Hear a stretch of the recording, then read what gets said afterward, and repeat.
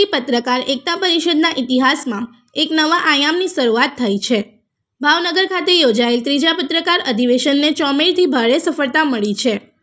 Bhavnagar Shivshakti hall ખાતે યોજાયેલા આ અધિવેશનમાં ભાવનગર સ્ટેટ યુવરાજ શ્રી વિજયરાજસિંહજી ગોહિલ અધ્યક્ષ સ્થાને ઉપસ્થિત રહ્યા, જ્યારે જિલ્લા કલેક્ટર શ્રી મનીષકુમાર બંસલની વિશેષ હાજરી રહી। પ્રદેશ, જિલ્લા અને ઝોનના હોદ્દેદારો, આમંત્રિત મહેમાનો અને પત્રકારોની વિશાળ ઉપસ્થિતિએ કાર્યક્રમને ગૌરવપૂર્ણ બનાવ્યો।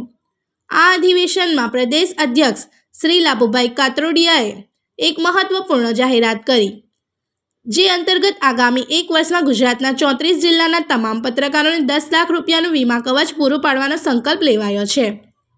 અગાઉ માત્ર પત્રકારોના સન્માન સુધી સીમિત રહેલા અધિવેશનને હવે સમાજ શ્રેષ્ઠીઓ, દાતાઓ અને અધિકારીઓના સન્માન સાથે સંગઠનને નવી દિશા આપવામાં આવી છે।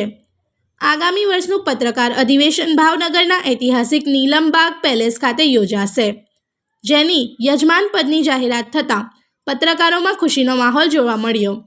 મહિલા વિંગ દ્વારા સ્ટેટ યુવરાજનું વિશેષ સન્માન કરવામાં આવ્યું અને સંગઠનને સ્મૃતિચિહ્ન ભેટ અપાયું। જિલ્લા કલેક્ટર શ્રી મનીષકુમાર બંસલે પણ હળવા અંદાજમાં સમાજ જીવનના દ્રષ્ટાંતો સાથે સંબોધન કર્યું। આ અધિવેશન દ્વારા માત્ર વાતો નહીં, હવે કામ બોલે છે એવો સ્પષ્ટ સંદેશ પત્રકાર એકતા પરિષદે આપ્યો છે। ભાવનગરથી શરૂ થયેલી આ પહેલ આવતા સમયમાં સમગ્ર ગુજરાતના પत्रकारों परिवार માટે सुरक्षा और विश्वासનું प्रतीक बनશે। इस वीडियो को लाइक करें, हमारे चैनल को सब्सक्राइब कर बेल आइकन जरूर प्रेस करें हमारी न्यू वीडियो सबसे पहले देखने के लिए।